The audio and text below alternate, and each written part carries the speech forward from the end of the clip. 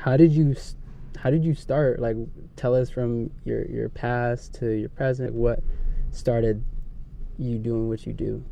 It's fairly recent that I identified like event production to be something that I wanted to pursue creatively. I want to say it was going to certain kinds of events and feeling like really good energy and intimacy and just like, you know, being able to exchange good energy with other people at events in the last couple of years really inspired me to be in a position where I could reciprocate that gesture for like the community or for the people that I care about and learn how to bring people together in a way where the kind of takeaway they have from coming is like, wow, I feel like inspired, or I feel like I came into a space and, you know, it's been a rough time for me, but leaving that like helped make me feel a little bit better about my situation, like, so that kind of thing. And to be like more specific, since like middle school up until now, some of my closest friends or the people in my life have been dancers, like specifically b-boys. So I know that b-boying and b-girling or like breakdancing in general hasn't really been like a big thing since like the 80s or like 90s or like early 2000s, just because of the way hip-hop culture is like shifted. But just by going to I was introduced to street culture and dance by way of my b-boy friends. So I'd go to events and I'd get to discover music, and I'd get to see that the people who would come to these events, like no matter like what they do in their regular life or their day job, would come and they just dance and just exchange energy and express themselves. And I think, you know, that's like an avenue that I like took a lot of notes from, as far as like how I conduct myself like in new situations that might be like foreign or unfamiliar or uncomfortable. And, you know, feeling the intimacy from that and the inspiration, like, is what really gave me more of a starting point for my approach to like event production. So what was your first event that you kind of helped in, like? The very first event I did was while I was working as an intern for Jessica Hugh. And so in case you don't know who Jess is, or you know, we know her as Jess. We know her as Jess. In case you don't know who she is a very talented like Seattle-based dancer. She's known for projects that help merge the dance world with street culture. So by way of like fashion, art, music, visuals, like something that I've seen her really emphasize in the last couple of months, maybe even like in the last year, is finding ways to merge dance performance with artistic visuals, and just finding ways to mesh different platforms and different mediums of art together. But the first event I ever helped out was when I was interning with her. We did this, it's called Live and Cozy. And this gentleman from Atlanta, his name is Andre Jenkins. He made a book of photographs that he took, being able to get into, you know, exclusive spaces and exclusive, basically like exclusive spots, like at music festivals and events like that. And so he was touring. Jess helped him set up basically a 4-city tour to show his work, his photography work, and I helped Jess basically with day of stuff organizing the event. So we held his like photo installation at Estate. Yeah. It was in downtown on 2nd Ave. It was when they were still located there, but it was at Estate. I came and I helped them set up the photos on the walls and find a place to like put everything. Also just make sure like the flow of the event was good, and that's where I also met my roommate. Shoutouts. Yeah, shouts out to Javi and Jaren. That's like where I officially met them in person, and they came with a whole squad of people. How did that kind of feel, like from like going to events and then helping at events and being a part of that kind of experience? How was that? I think that was actually my first like social gathering of that nature that wasn't pertaining to a dance. Like, that was the first time I'd gone to something that wasn't just like a dance event, like something where like other kind of creatives were there too. Just because like prior to me moving to Seattle, like I only ever really came out to dance events, and I also like was 20. I didn't even have like access to like other, like, you know what I mean, like more curated or elevated or like events of like different nature. I also like wasn't in the know like that. Like I think the time that Jess and I held that event, we had just started working together too. Yeah. So that was like really broke the ice for me and like exposure wise. How did you meet Jess? That's an important thing too. Like how did you kind of like, because that's something with like creatives, like trying to like see, like you wanted to do this. Yeah. And it was like, did you have moments that you were like doubting yourself and then you were like, yo, I'm gonna just take the leap? I met Jess at a b-boy event in Shoreline. Yeah, it was Shoreline. And we both had blonde hair. And at the time, she was the owner of a really, really cute Frenchie, and his name was Francis. So like, I think if I like remember the interaction correctly, I approached her first and I said, hey, your dog is like super cute. And then we like hit it off and she was like, what's your name? And I was like, Francheska. And then she was like, and I let her know, like, I know she's a dancer. I've seen her at b-boy events, like even in the years before like we even talked. And I was just like, yeah, I mean, like, I'm really glad we're meeting. Like, I think you're really intimidating. Like, like I told her that, but she's really sweet. So I was like, I'm Francheska, and she's like, oh, my dog's name is Francis. And then we just talked, and she was just asking me like, oh, what are the things you like to do? And I told her like, well, right now I'm doing like graphic design work, but I'm really interested in like learning how like event stuff goes. And then she's like, I'm actually going to be looking for 2 interns here soon. Just keep me posted on stuff. And so in the weeks following that, like, we ended up like hitting it off. She did a phone interview with me to like figure out if I would be like someone who could help her with some creative work, since I was living in Olympia at the time. And it was from there. I mean, I had already been thinking about I'd been thinking about moving to Seattle before then, but then that introduction and seeing like, oh, there's actually ways I can apply myself had me think more seriously about like not living in Olympia and like actually moving to somewhere like Seattle where there's like more flow of like creative stuff. So after putting on your first show and being a part of there, what was like the next steps that you did? Like, what were you hungry to get back into that? From that point on, I was just coming into Seattle more and going to more stuff, becoming more acquainted with more people. And one of Jess's friends, Natalie, is also friends with Grace Kelly. Great, shout out to Grace. Yeah. Well, yeah. Grace, yeah. So at that point, maybe a couple months into that, Natalie recommended me for like a graphic design / like assistant type position that Grace was looking to fill for the stuff that she's working on too. Yeah. And so by that, like through like an email introduction, I ended up meeting Grace, and then she ended up being another person that took me in to learn an intern. So it seems like your processes are natural. Like it's a natural kind of fit for you to be a part of that kind of environment. I want to say I personally feel like I gravitated to the different event producers that I work with now, like by pretty organic means. Yeah. The people I work for were all searching at one point for someone who is in a state to learn and gain experience, but also have potential. And just by way of becoming more exposed, I met Parker and Biba with Posse, and then I met Alan at Resident Media, Alan and Caitlin. And so now I have a bit of a plate where I can learn basically the same core model, but from different approaches and different angles. What is like a recent success story that you had? My most recent success would be like coming up with a good formula to a flyer for a weekly event that I help run. It's called Back to Basics, and it's held at Sugar Hill. So the idea behind Back to Basics is, just in the name Back to Basics, I guess from a creative standpoint, you can outline like B2B to be like the main like catch in the phrase Back to Basics. So it's like B2B, right, is like the acronym.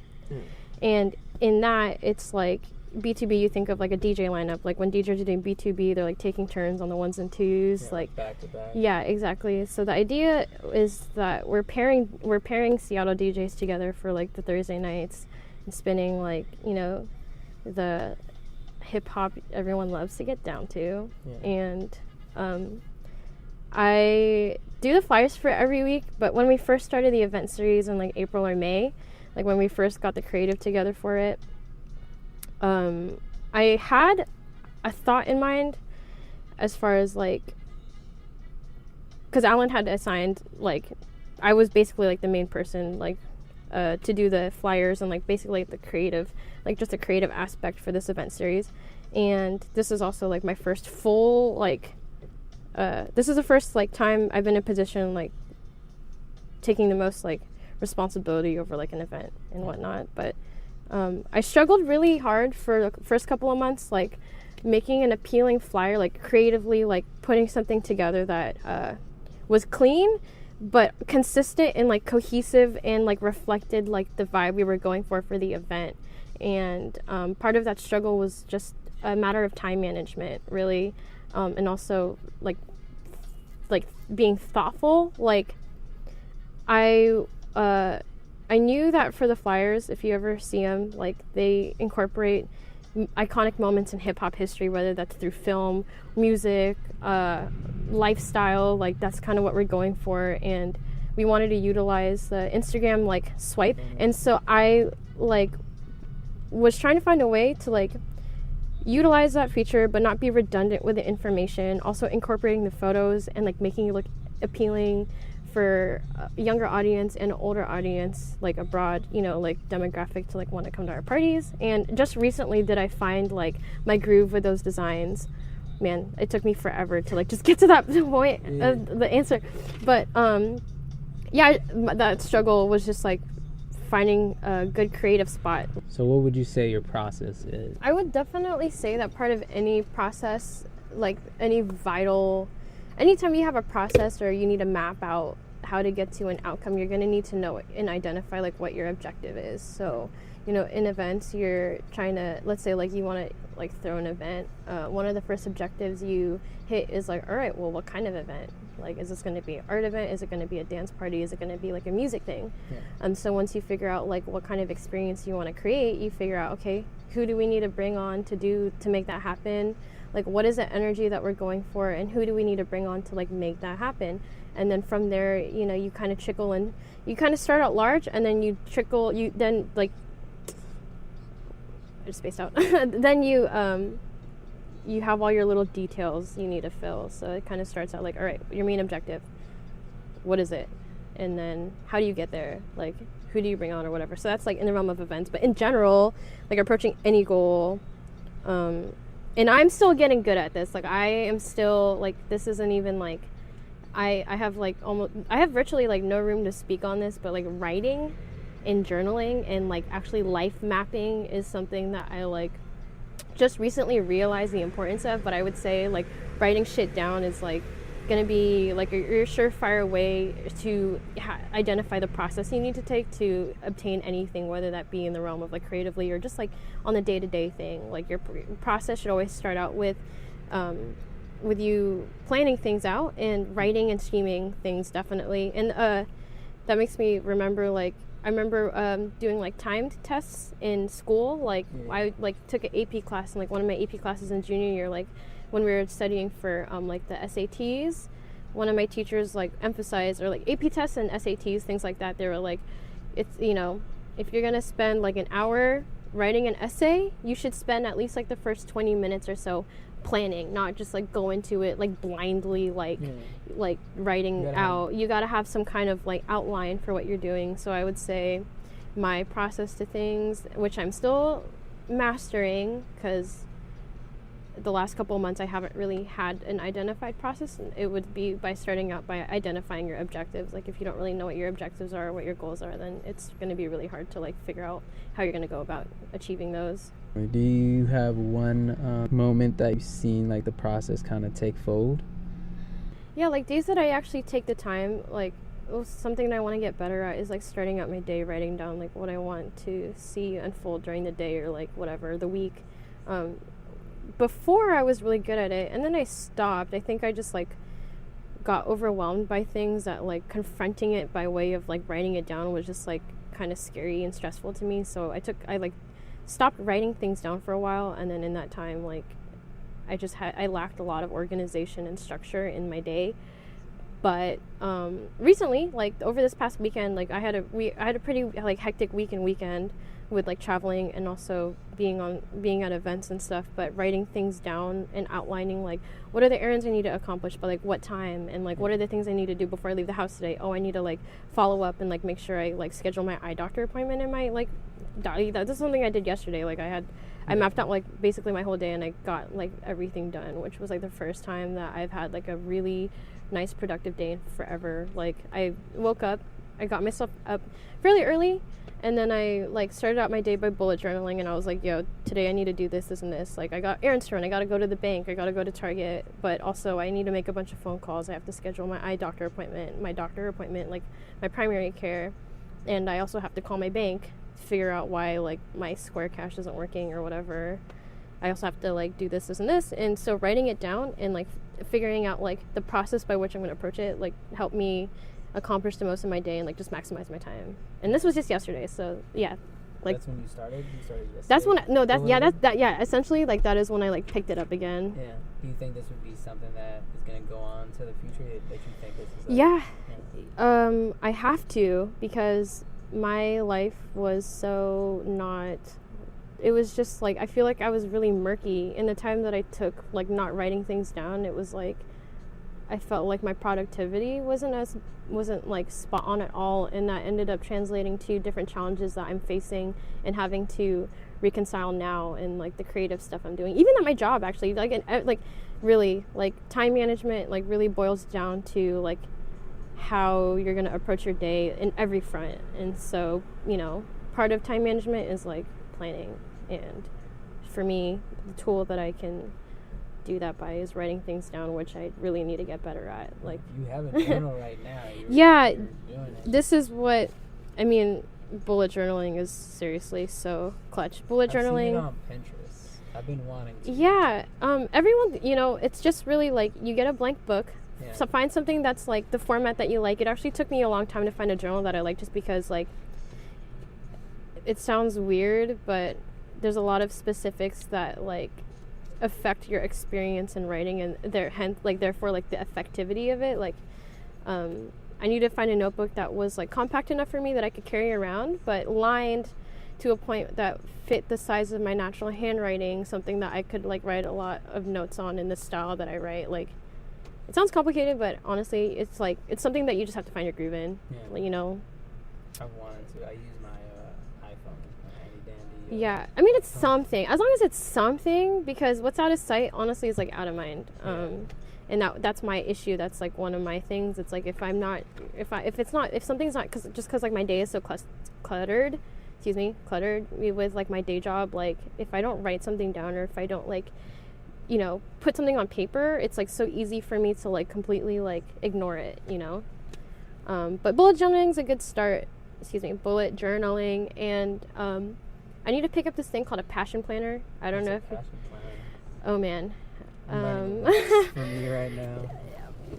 Passion planner, it's basically a planner. It's a daily planner, but there's sections in it that help you reflect on more than just what you're going to do in a day. Like, you know, if you go to like Target or like Office Depot or something, the planners you get, they're just like calendar style. Yeah.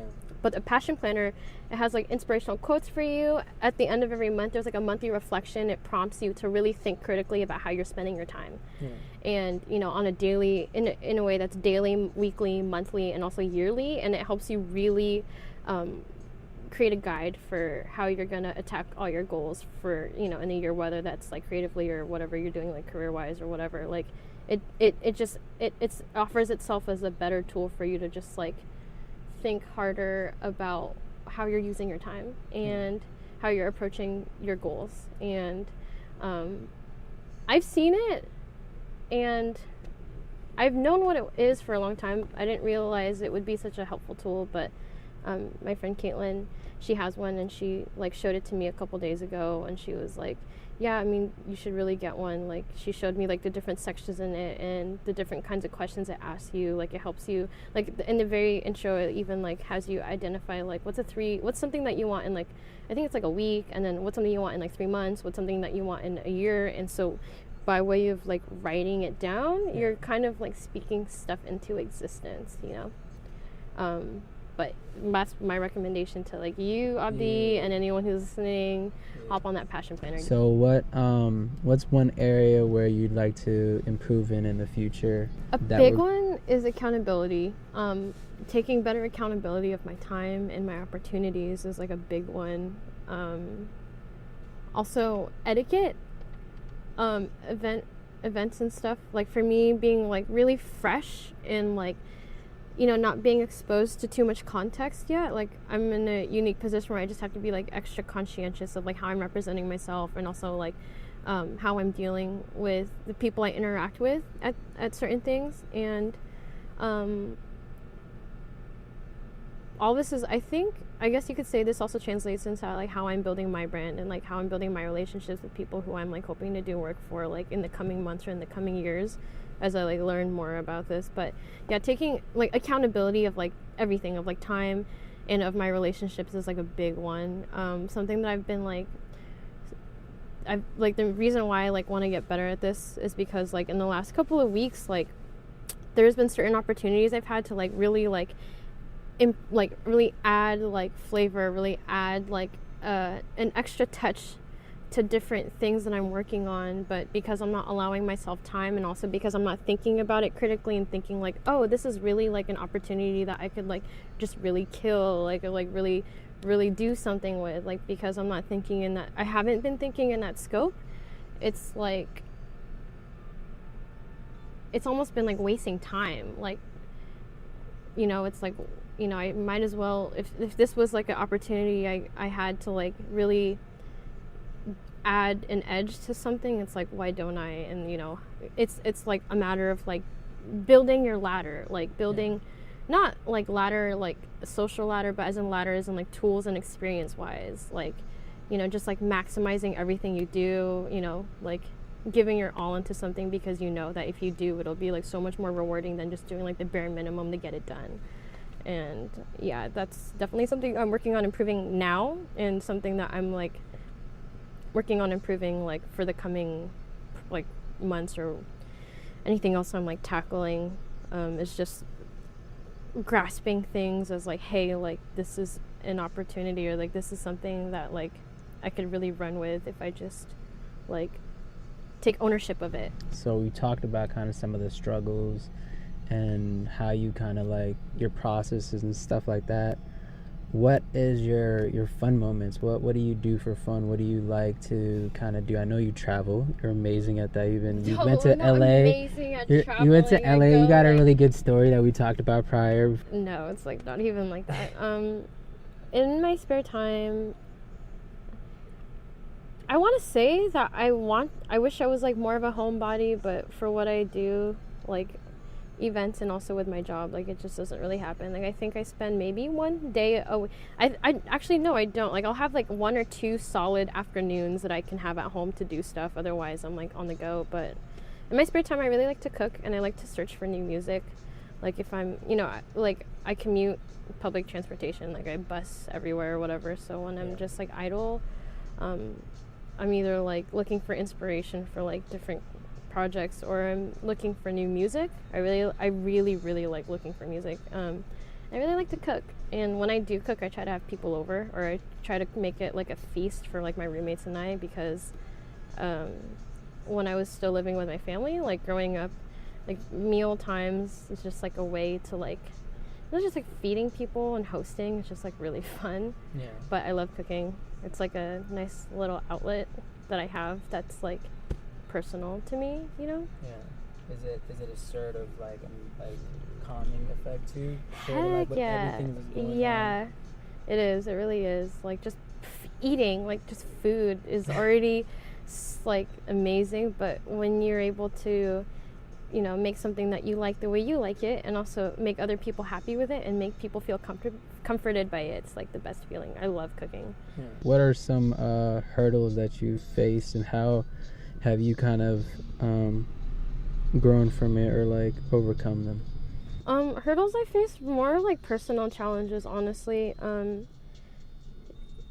I realized like I kind of lack right now, at least I'm not really satisfied with like the kind of outline I have as far as goals. Like I've been spending more time thinking critically about like, what I want to be or where I want to be, at least in like short term and long term, because up until like recently I've kind of just been floating by. Like I do like what I need to do to get through the day, which is my day job, and then like any like little tasks or like whatever related to like my internships, but I haven't spent enough time thinking ahead, like like what in the grand scheme of things, like the bigger picture is like what I'm saying.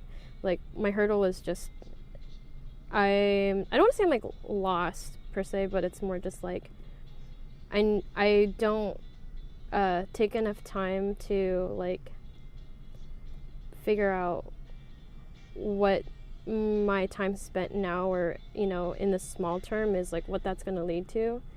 And that kind of translates into like how I'm thinking about things just on the day-to-day. Like your grasp on your bigger picture goals like says a lot, or helps you dictate how you approach small tasks. And so because I like wasn't thinking enough about the long-term picture, like what my goals were for like the next couple of years, whether that be like school or like career moves or whatever, I just felt, I guess I could say I felt like lost for a little bit. So that was like a hurdle that I just like recently got over, is just figuring out like what are more of the bigger picture things that I want to accomplish.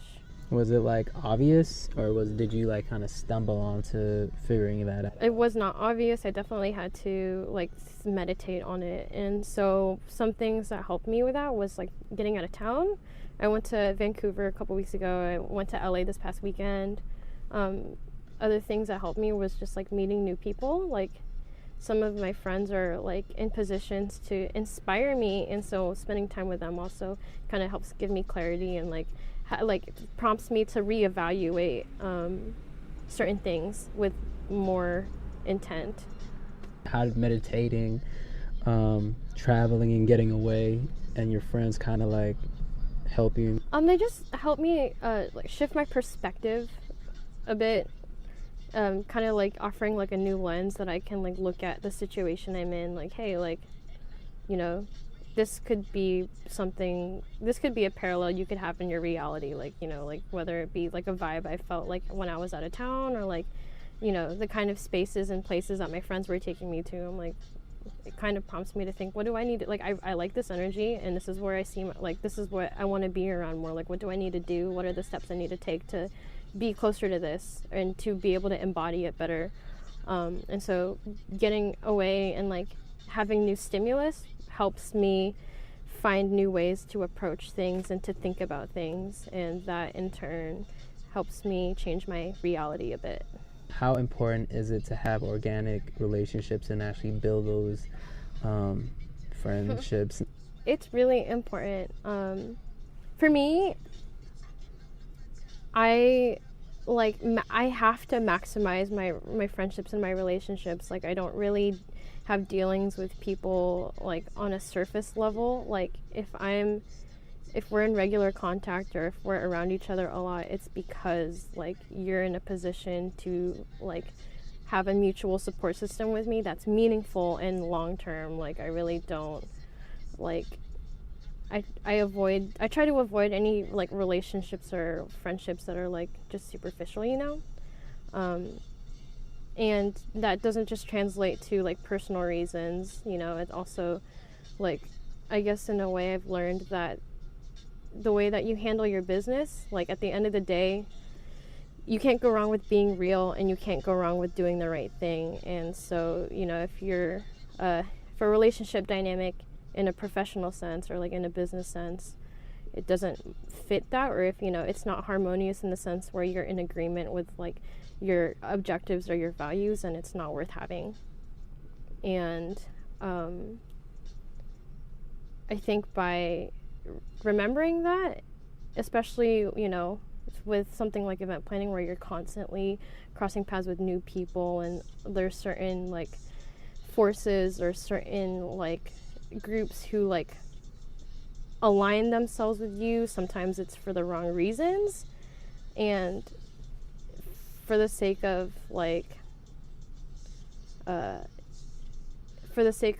accomplishing like the most, like it's just good to like just go with what's organic, like just like make sure you're working with something that speaks to you and speaks for you, and also like embodies like the things that you believe in and the kind of like attitudes and ways that like you want to be represented. And yeah, so like keeping things organic is definitely like key. Not forcing anything and not doing things for like the wrong reasons or for surface level things is like really important. What is something that inspires you and influences you? My friends really inspire me and influence me, and so does traveling. Those are things that I get in doses. Like, I feel like usually I'm pretty isolated. I mean, the only people that I see super regularly are like my roommates. But I have like really, really close friendships. Like my strong, like my absolute like day one friends, like my ride or dies. I actually don't see them like at all. Like I don't see them very often, but it just in the fact that I can reconnect with them and it feels like it's still right and there's still a groove to our friendship. Like that's what speaks and adds value to like our, you know, what we have. Like just being able to see them do what they like, and also just like the love and support, the value and the quality of support that I get from them, and like that I'm able to contribute, that in itself is like inspiration to me. Also getting out of town and like being in like places where the energy is different, or the people, you know, they play by different rules, or they like follow different values or like ways of life. Like every time I go out of town, I like pick up like a new way of like approaching something, you know, which I kind of touched on a little bit earlier. But yeah, just traveling is like a main source of inspiration because it's like new. It's like different. It's like stuff that stimulates you in a different way, and it's like it kind of gets you out of your comfort zone, and so you're tackling a different set of like, you know, obstacles maybe, or like having to find your way around, but in a different way. And you know, doing that, you like learn a little bit more about yourself, and a little bit more about like how you can tackle things in your reality. So what profession other than your current one would you like to endeavor in? DJing. Like, yeah, Tell me more. Like, oh, man, that's my 3-month plan is like to get my hands on like turntables and stuff, and like really learn. And it's something that I've been itching to learn for like the last year. Like, you know, several of my DJ homies I've hit up like, yo, can like I get a session in on your set? Like, can I like learn a little bit from you? But it's just like a matter of another example of like taking ownership, you know. Like I've convinced myself that I really realistically will only learn once I get my own set, just because like my schedule doesn't really align with anyone else's that well. Like it's really hard for me to like coordinate things with my homies, like, you know, to be able to like I've gotten one lesson so far. And so a financial goal I'm taking more seriously is to save up for a new computer for the DJ equipment, and I'm hoping that is something that I'm excited about, because it's something that'll be my own, you know what I mean? Like it's my own way of like putting something creative together and like, you know, putting together a vibe for an event. Because right now I'm still in the learning process of doing event production, and I'm respecting that that's going to be a process that takes time. Like I'm not in any rush to like throw my own events or anything like that, or have my own brand yet, just because I feel like I'm in a crucial stage where I still need to learn a lot as far as etiquette and maintenance for certain professional relationships and stuff. But DJing is something I can learn at my own pace. It's something that I can do on my own. It's something I can call my own, you know, like if I can DJ at like a smaller event, or just DJ at home for like friends, or like at gatherings, or just like put together mixes and throw it on like SoundCloud, be like, hey, like this is a mix I made for like this mood, like listen to it when you're feeling like this, like that.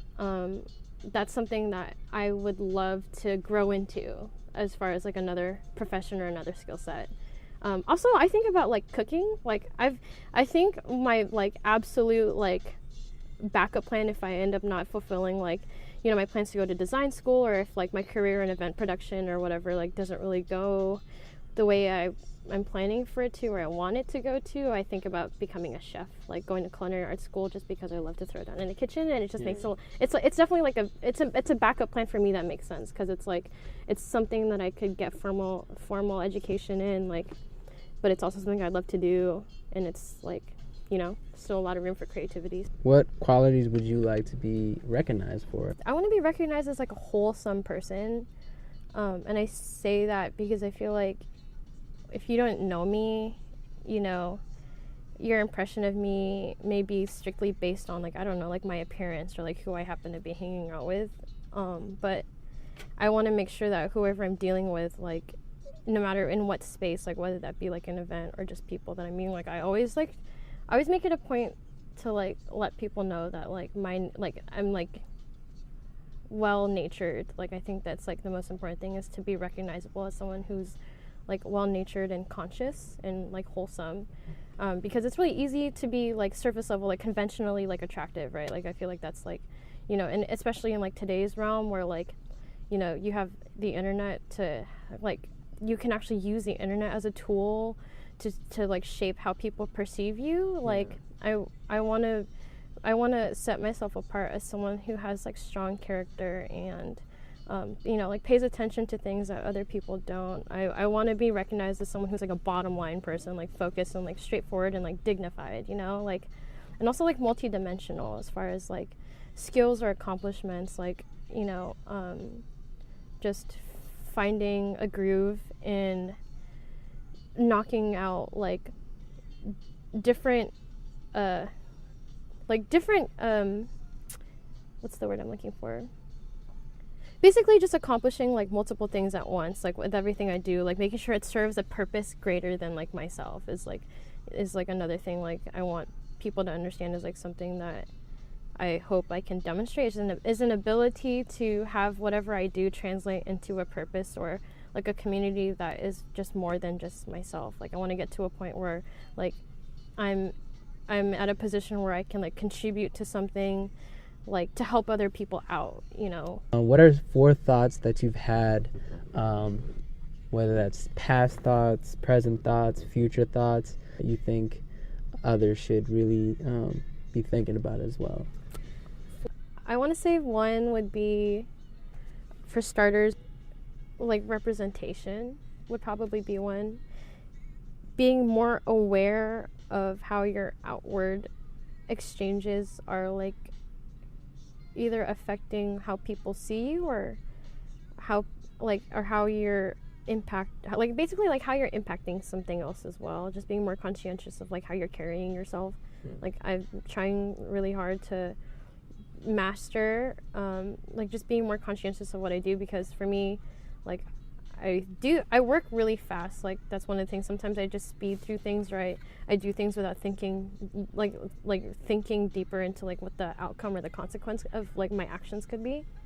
And that's just like a really vague way of like stating one of the things that I've been like personally like trying to reconcile. But yeah, just for one, being more aware, being more self-aware, definitely, especially in a time like this where there's just like so much madness happening around. Like it's really important to make sure you know like what you're doing and how it's affecting other people. Second thing that I've been really thinking about is a 3-year plan. Like I think it's important for everybody to have some kind of like plan. Like one of my friends, like he was one of the first ones to like say like, yeah, I have like a 3-year plan, and like I don't know.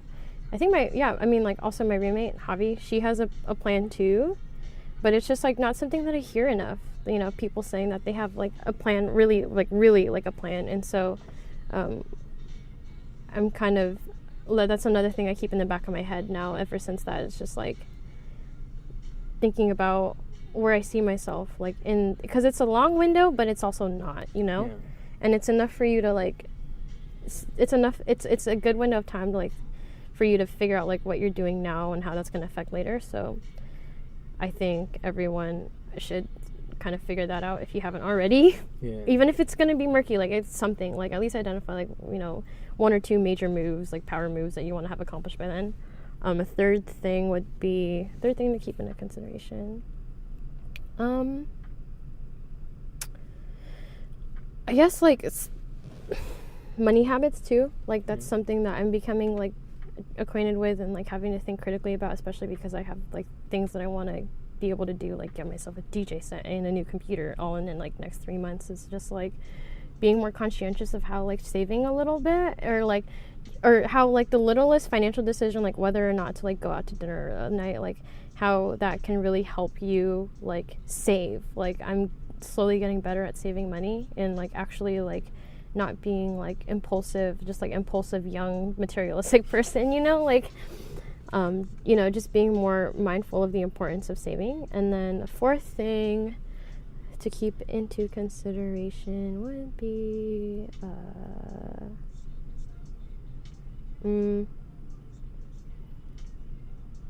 fourth thing. Oh yeah, health. Ooh. Is like big one. Yeah, no, just like I've been thinking more about like my eating habits and also like how often I've been like drinking water, just because like in the last couple months like my skin has been like horrible. Like I have certain areas of my face that are like broken out, and also there's a couple of things I've identified about my body that I'm wanting to improve, not image wise but just overall like wellness, you know what I mean, and just being in shape. And I'm realizing how much like of the things that we're exposed to are like really bad for us, and how many of it, like how there's a lot of things that are like commonly accepted to like eat, like in like different kinds of meals and eating habits that are like people really indulge in, but it's really not good for them. And so if there's something that you're noticing, or whether that be like you're just really stressed out all the time, or your skin is bad, or you're not getting good sleep, like all of those things point to something that you can help improve and switch up in like your overall like wellness and your habits and stuff. So especially being like for like young people, like more like we're here for like a finite amount, like might as well like dedicate like more attention and care into the vessel you have for a limited amount of time.